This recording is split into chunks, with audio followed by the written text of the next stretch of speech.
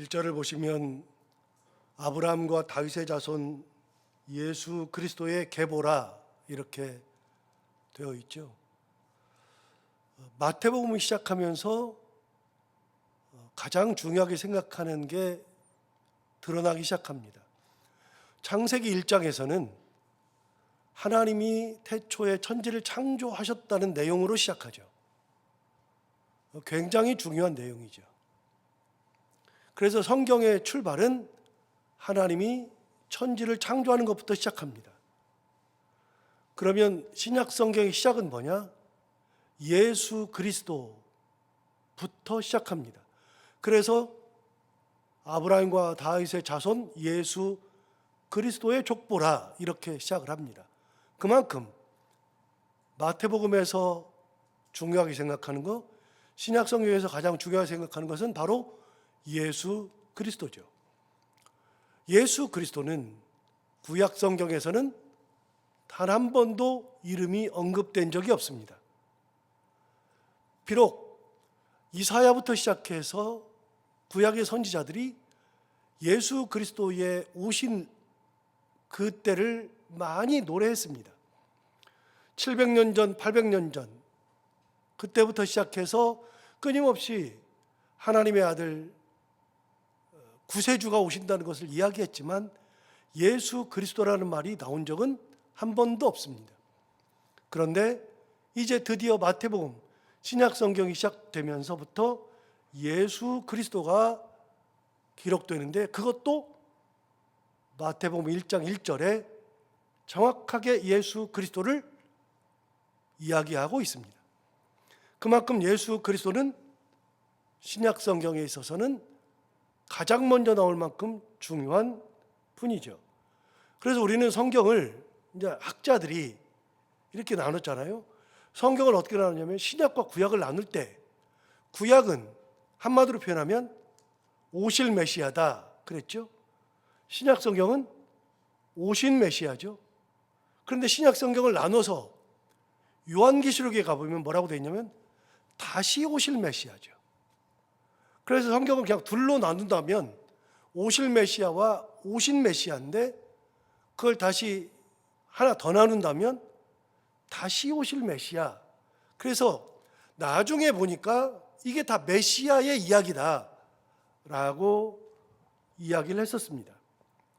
그런데 마태복음과 같은 복음서의 누가복음은 예수 그리스도를 이야기하면서도 사뭇 다릅니다. 진짜 다릅니다. 성경을 잘 모르면 그냥 읽고 마는데 성경을 유심히 살펴보면 마태복음과 누가복음에서 말하는 예수님은 진짜 다릅니다. 예수님은 두 개의 성품을 가지고 있죠. 신성과 인성을 가지고 있습니다. 신으로서의 성품과 인간으로서의 성품을 다 가지고 있는데 마태복음과 누가복음은 이 두 개를 극명하게 보여주고 있죠. 그런데 예수님은 신성과 인성을 다 가지고 있는데 이제 그러면서 나오는 게 뭐냐면 마리아, 예수님의 어머니 마리아도 그러면 예수님의 어머니가 맞는데 그러면 신성을 가지고 있다 그러면 예수님이 신의 어머니냐 인성을 가지고 있다 그러면 인간의 어머니냐 이것 가지고 초대교회부터 엄청 싸웠습니다. 신의 어머니냐 인간의 어머니냐. 그래서 결론이 어떻게 나느냐, 예수님이 완전한 신이요 완전한 인간이기 때문에 마리아도 신의 어머니요 인간의 어머니다 라고 규정이 되었죠. 그러면 마태복음과 누가복음에서 말하는 예수 그리스도는 신성과 인성에서 어떻게 구분되느냐, 이래서 여러분 성경은 쓰는 사람이 어떤 입장으로 쓰느냐가 굉장히 중요하다는 겁니다. 내가 바라보는 관점이 무엇이냐가 정말로 중요합니다. 여러분 아까 보셨던 1장 1절을 다시 한번 보시고 누가복음으로 넘어가 보겠습니다. 여러분 1장 1절에 보면 마태복음 1장 1절 아브라함과 다윗의 자손 예수 그리스도의 세계라. 여기까지 보고 누가복음 1장으로 넘어가 보겠습니다.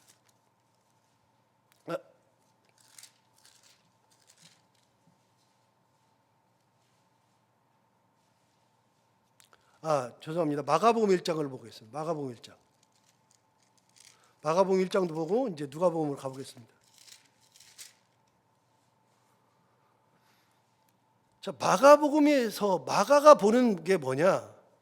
마가복음 1장 1절에 하면 이렇게 말했습니다. 여러분 보시면 한번 같이 읽어볼까요? 1장 1절만 시작. 하나님의 아들 예수 그리스도의 복음의 시작이라. 여러분 마가복음에서 말하는 것은 예수님이 누구 아들이에요? 하나님의 아들입니다.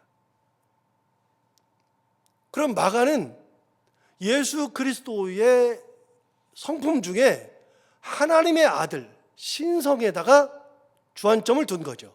분명해지죠. 자, 이제 누가복음으로 가보겠습니다. 누가복음 3장.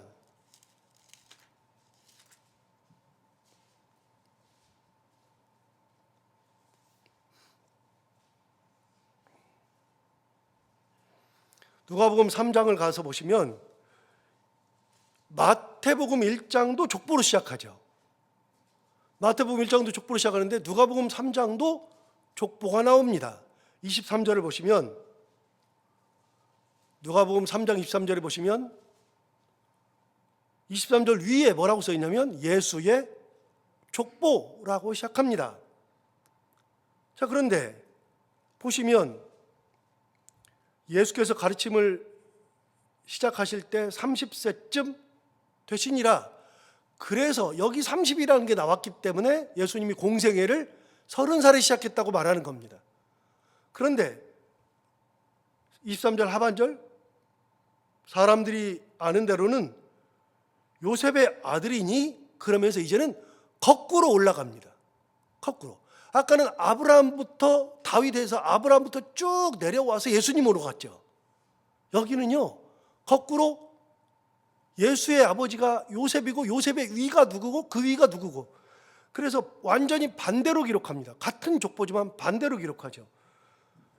23절 하반절 사람들이 아는 대로는 요셉의 아들이니 요셉의 위는 헬리요 그 위는 마따니요 그 위는 레위요 그 위는 멜기요 그 위는 얀나요 그 위는 요셉이요. 그러면서 위는 끝까지 쭉 위로 올라갑니다. 그런데 마지막 38절을 보시면 3장 38절에 뭐라고 되어 있냐면 그 위는 에노스요 그 위는 셋이요 그 위는 아담이요. 그 다음에 뭐라고 있어요? 같이요 시작. 그 위는 하나님이시니라. 누가복음에서 예수님의 족보는 누구에게까지 올라가요? 하나님까지 올라갑니다. 자, 그럼 누가복음에서 이 누가가 이 기록할 때 누가가 예수님의 가장 위 선조가 누굽니까? 하나님이죠. 그럼 누구 아들입니까? 하나님 아들입니다. 마가복음의 시작도 하나님의 아들 예수 그리스도로 시작하죠. 마가복음과 누가복음은 볼 때 예수 그리스도의 신성에다 초점을 맞춘 거죠. 그런데 마가복음은요 하나님의 아들이 아니라 인간의 아들임을 이야기하고 있는 겁니다. 굉장히 다릅니다. 그냥 넘어가다 보면 그냥 막 읽다 보면 그냥 왜 또 족보가 또 나오네 이러고 마는데 가만히 보면 예수님에 대한 개념이 다릅니다. 그래서 오늘 본문으로 넘어와서 오늘 본문에 시작이 뭘로 시작하냐면요, 여러분 시작이 아브라함과 다윗의 자손 예수 그리스도의 계보라 그랬습니다. 그러면 예수님의 조상이 누구냐? 조상이 누구요? 2절 보세요. 2절에 아브라함이 이삭을 낳고, 여러분 예수 그리스도의 조상을 아브라함이라고 본 겁니다. 그리고 그 위에는요 노아나 에녹이나 그 위로 올라가서 아담까지 아까 다 나왔잖아요. 그 위는 해서가 다 아브라함에서 끝난 게 아니라 아브라함 위는 해서 쭉 가가지고 아담까지도 나왔고 하나님으로 넘어갔죠. 그런데 여기서는 그 위에 족보가 없습니다. 아브라함이 시작입니다. 그래서 마태복음의 예수님의 조상은 아브라함부터 시작하죠. 여러분, 우리 어렸을 때 불렀던 복음성가 중에 믿음의 조상 아브라함은, 그 노래 아세요? 7명의 아들이 있었는데요. 그런데 거기에 뭐라 그러냐면 믿음의 조상이라 그랬습니다. 여러분, 그 노래는 진짜 잘못된 노래입니다. 왜냐하면 믿음의 조상 아브라함 몇 명의 아들이 있어요? 7명이라 그러는데 아브라함 몇 명의 자식이 있었습니까? 아브라함은 이삭을 낳은 게 전부고요. 그러기 전에 이스마엘을 낳았습니다. 그러니까 기껏 많이 쳐줘봐야 둘인데 노래를 너무 잘못 만들었어요. 그래서 어렸을 때부터 저는 아브라함이 7명의 아들이 있는 줄 알았어요. 맨날 그 노래 불러가지고. 그런데 어쨌든 간에 그 노래에서 믿음의 조상 아브라함이라고 이야기하죠. 여러분, 믿음의 조상이라고 하는 표현은 우리 표현이 아니고요, 정통 유대인들이 가지고 있는 표현입니다. 유대인들에게서는요, 아담까지 올라가지 않아요. 자기들의 조상을 유대인들은요, 아브라함부터 시작해요. 그래서 우리가 성경을 이야기할 때 창세기 1장부터 11장을 원역사라 그랬잖아요. 그리고 12장부터 50장까지를 족장사, 이스라엘 역사의 시작은 12장부터 시작하는 겁니다.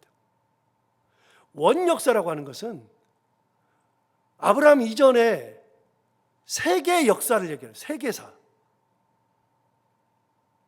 아담까지 갈 수도 있겠지만 이스라엘 백성들은 자기들의 조상이 아브라함이라고 이야기하죠. 자, 그러면 여기서 마태가 이 편지를 받는 사람들이 누구다고 생각하느냐면 유대인이라고 생각하는 겁니다. 그러니까 예수님은 어디서 툭 떨어져 온 게 아니라 우리 조상이다라는 얘기를 하는 겁니다. 우리의 조상.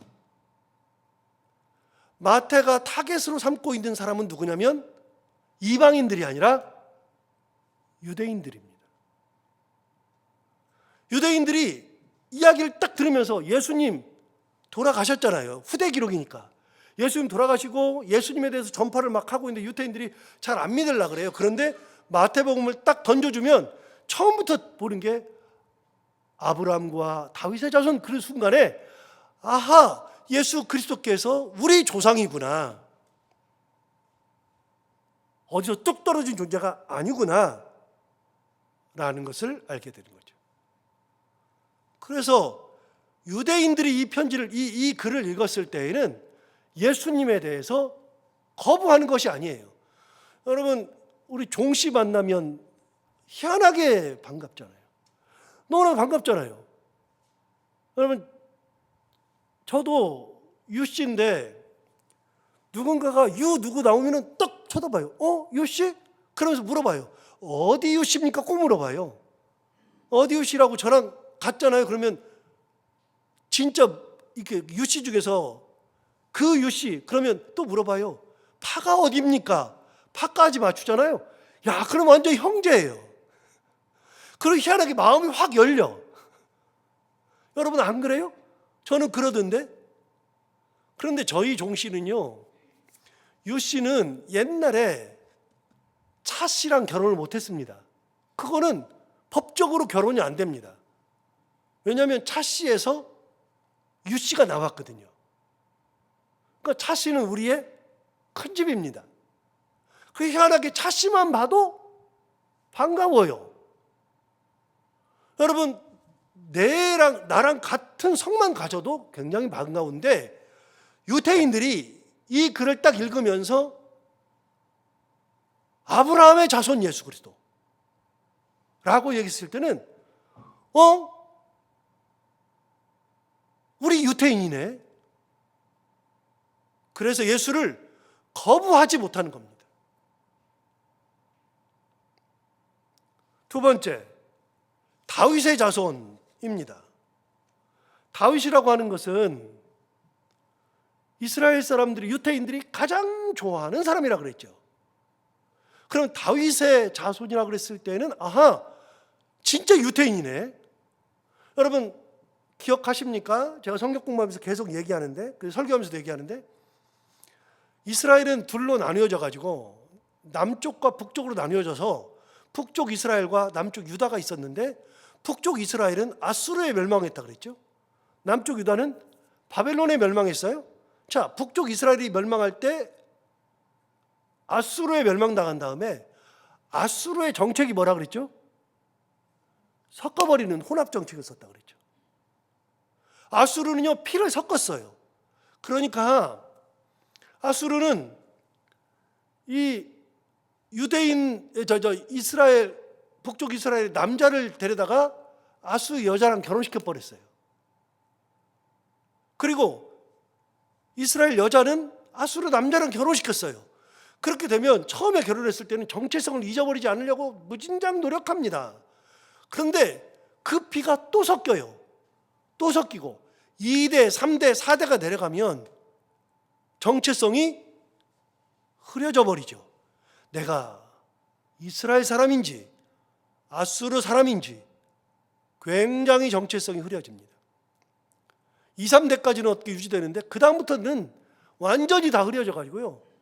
그래서 북쪽 이스라엘 사람들을 남쪽에 있는 유다와 베냐민, 이 유다와 베냐민 이 두 지파 사람들은요, 북쪽 이스라엘의 10지파를 사람 취급 안 했습니다. 우리 동족이라고 생각을 하지 않았습니다. 그런데 사마리아 사람들은 북쪽의 수도죠. 그 사람들은 그래도 율법이 있어요. 사마리아 율법이 있어요.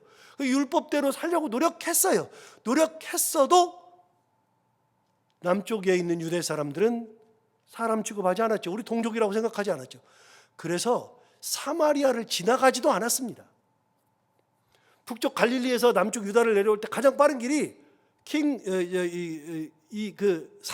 산악으로 난 쭉 길인데, 그 산악으로 난 길을 가다 보면 이 사마리아가 딱 중간에 있거든요.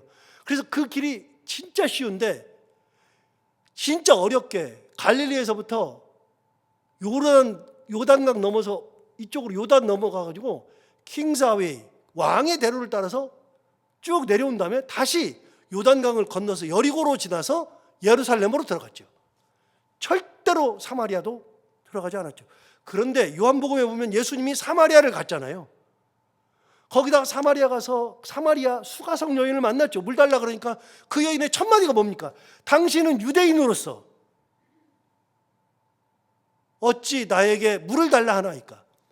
당신이 남자로서 여자에게 물 달라 합니까? 라고 하지 않고 당신은 유대인으로서 어찌 나에게 물을 달라 합니까? 당시에요, 유대인들은 사마리아를 가지도 않고 사마리아 사람하고 상종도 안 했습니다. 그만큼 무시했죠. 그런데 이 유대인들은 다 누구냐? 다윗의 자손입니다. 당대 예수께서 오셨을 때, 그때 이스라엘 사람 정통 있는 유대인들은 전부 다 유다, 베냐민 두 지파 사람입니다. 그런데 예수님이 누구 지파냐? 다윗의 지파입니다. 정통 유대인이죠. 그러니까 마태가 무슨 생각하는지를 알 수 있어요. 마태는 이걸 가지고서 전도하기를 누구에게 전도하려고 했느냐? 바로 정통 유대인들에게. 그들이 이걸 딱 받았을 때 우리 조상 아브라함의 피가 흐르네? 굉장히 마음이 열리는데 거기다가 다윗의 자손이다. 그러면 진짜 마음이 확 열리죠. 예수님을 거부만 했는데 가만히 보니까 거부할 게 아니네. 제가 외국에 가서 7년 만에 살아보니까요, 딱 봐도 그냥 가서 한국 사람이면 일단 너무 좋고요. 그리고 여행을 가서도, 외국 여행을 가서도 희한하게 한국말을 들리면 그 사람을 유심히 또 쳐다봐요. 그렇게 되는 거죠. 그러니까 이렇게 마태복음의 저자인 마태는 의도성을 가지고 족보를 기록한 것이다 하는 겁니다. 자, 세 번째 17절을 보시면 그런즉 모든 대수가 아브라함부터 다윗까지 14대, 다윗부터 바벨론으로 사로잡혀 갈 때까지 14대, 바벨론으로 사로잡혀간 후부터 그리스도까지 14대, 42죠. 42. 그러면 아브라함부터 예수님까지 42가 맞냐? 안 맞아요. 맞을 리가 없죠. 안 맞아요. 여러분 당장 누가복음의 족보만 가서 따져봐도 안 맞아요. 그런데 왜 42를 기록하느냐? 여러분 아브라함부터 다윗까지가 14이래요. 하는데 맞추다 보니까 여러분 14라고 하는 것은 뭐냐면 우리가 잘 아는 것처럼 7이 2번 들어있는 겁니다. 완전수가 2번 들어있는 겁니다. 그 다음에 다윗부터 바벨론으로 끌려갈 때까지가 14입니다. 완전수가 2번 들어있죠. 세 번째, 바벨론 포로로부터 예수 그리스도까지가 14입니다. 완전수가 2번 들어가 있죠. 그러니까 이 족보는 우리 족보, 이걸 딱 보는 순간에 유태인들은 딱 알아요. 이 숫자를 보면 안다고요. 숫자를 보면. 우리는요, 숫자를 보면 알아요. 어떻게 알아요? 여러분 보세요. 아파트에 444호가 없습니다. 방을 만들 때 44호를 만들지 않습니다. 여러분 444는 우리는 딱 보면 알아요. 이게 무슨 숫자예요? 죽을 사자예요. 죽을 사자. 그런데요, 얘기했잖아요. 유대인들에게 있어서 4는요 완전수라니까요. 우리랑 생각하는 게 달라요. 근데 우리는 4가 들어가면 무조건 안 좋아요. 기분이 막 상해요. 그리고 또 한 가지 하나만 더 이렇게 할까요?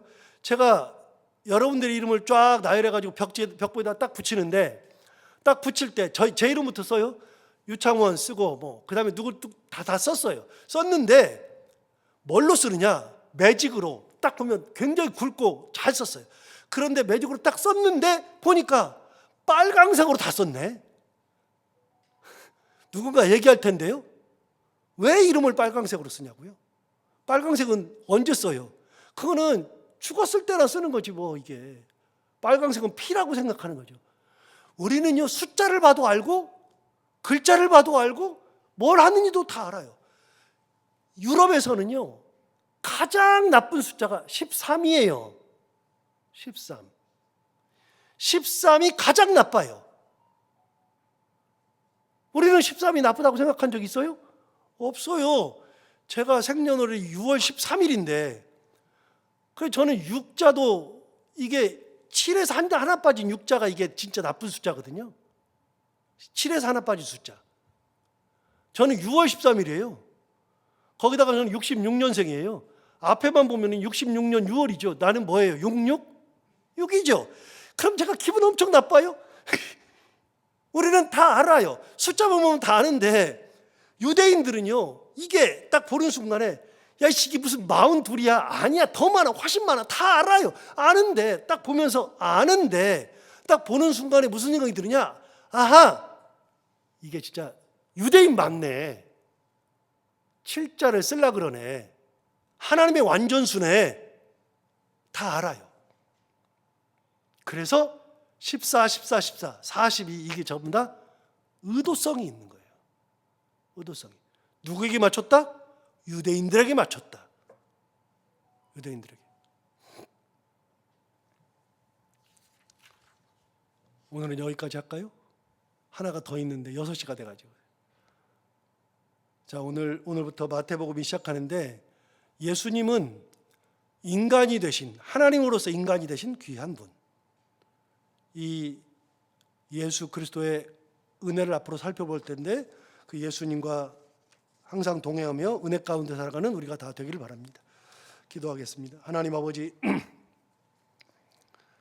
오늘 말씀을 같이 나누다 보니까 마태가 어떤 의도로 1장 1절부터 시작했는지를 알게 됩니다.